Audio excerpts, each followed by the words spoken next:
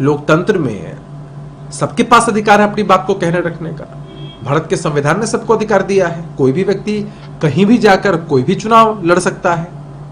तो चिराग पासवान जी की पार्टी ने अगर फैसला किया है तो उसमें कोई आपत्ति नहीं है। और चिराग पासवान जी ने खुले मंचों से कहा है कि बिहार में मुख्यमंत्री पद की कोई वैकेंसी नहीं है, नीतीश कुमार जी सूबे के मुखिया हैं और नीतीश जी के नेतृत्व में पूरा एनडीए का कुनबा लड़ेगा, चिराग पासवान जी लड़ेंगे, उनकी पार्टी लड़ेगी।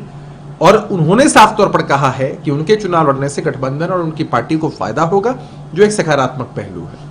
उन्हीं के पार्टी के सांसद और बहनोई है अरुण माथुर, उन्होंने ये भी ट्वीट किया कि कार्यकर्ताओं की भावना है कि चिराग पासवान जी बिहार विधानसभा चुनाव में किसी आरक्षित सीट से नहीं बल्कि एक सामान्य सीट से लड़े, क्योंकि चिराग पासवान अब सिर्फ एक समुदाय के नेता नहीं है बल्कि पूरे बिहार की उम्मीदें हैं। नहीं, हर पार्टी के नेताओं कार्यकर्ताओं की अपनी इच्छा होती है, महत्वाकांक्षा होती है और हमें लगता है कि पार्टी के वरिष्ठ नेताओं को उसका ख्याल रखना चाहिए, उसका सम्मान करना चाहिए। पार्टी के नेता चाहते हैं कि उनके सर्वोच्च जो नेता हैं वो आगे बढ़ें, पार्टी को आगे बढ़ाएं। तो उनकी पार्टी ने फैसला किया है तो ठीक है, बेहतर बात है। अच्छा, ये मुजफ्फरपुर में जिस तरीके से नाबालिग बच्ची के साथ दुष्कर्म किया गया, उसके बाद पीएमसीएच में एडमिट करने के लिए जिस तरीके से परेशानी, उनकी लापरवाही सामने आई है।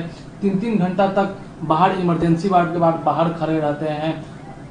कैसे लगता है, क्या लगता है, क्योंकि लगातार आप लोग कहते हैं कि बिहार में बिहार सरकार है वो कर रही है, स्वास्थ्य विभाग बहुत आगे बढ़ रहा है, उसके बावजूद भी अत्यंत हृदय विदारक घटना है। हमारी बेटी के साथ इस तरह का सलूक होता है और आज हमने उस बच्ची को खो दिया है। माता पिता पर क्या गुजर रही होगी, परिजनों के मन के अंदर कितना दुख होगा, इसको हम शब्दों में बयां नहीं कर सकते हैं।